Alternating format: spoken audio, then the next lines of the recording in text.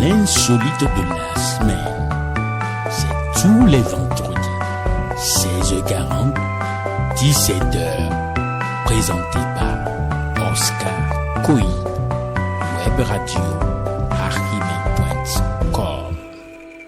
Bonjour, chers auditeurs et auditrices de la Web Radio Archimède.com, la voix du marché. Aujourd'hui, nous sommes le vendredi 9 avril 2021. Nous vous souhaitons la bienvenue sur votre émission L'insolite de la semaine. Pour faciliter la vente de stupéfiants dans une prison, il engrosse plusieurs gardes pénitentiaires. Nombreux sont les prisonniers qui usent de toutes les stratégies pour survivre dans les prisons au monde. C'est le cas du prisonnier Tavon White qui a eu l'une des idées les plus atypiques pour commercialiser les stupéfiants en sa possession dans la prison de Baltimore aux États-Unis. Selon nos sources, l'homme a eu l'idée d'entretenir des relations sexuelles avec 4 gardiennes afin de mettre sur le marché les stupéfiants dans la dite prison. Certains se demanderont comment cela a bien pu se faire malgré la présence des caméras installées dans toute l'enceinte de la prison et le monde qui s'y trouve. La corruption et la cupidité y ont joué en sa faveur, car cette prison, indique-t-on, est réputée pour ses agents corrompus. Tavon White aurait aussi usé de son charme pour arriver à cet exploit. Puis, l'homme a engrossé les 4 gardes pénitentiaires avec lesquels il entretenait ses relations sexuelles dans la prison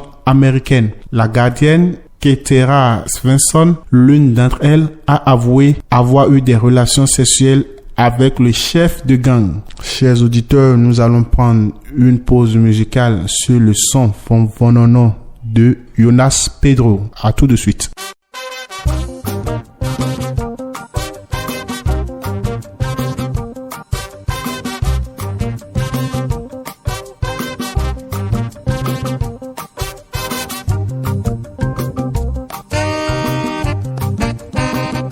Amadre, ameni.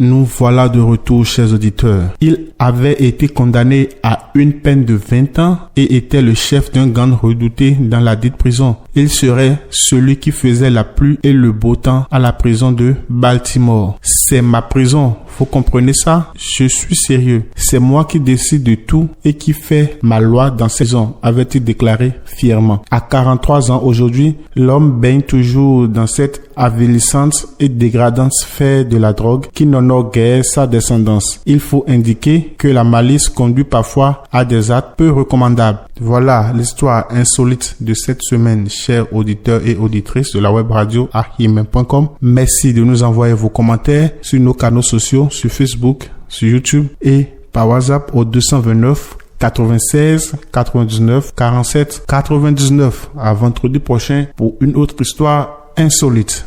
L'insolite de la semaine, c'est tous les vendredis, 16h40, 17h, présenté par Oscar Koyi, Web Radio.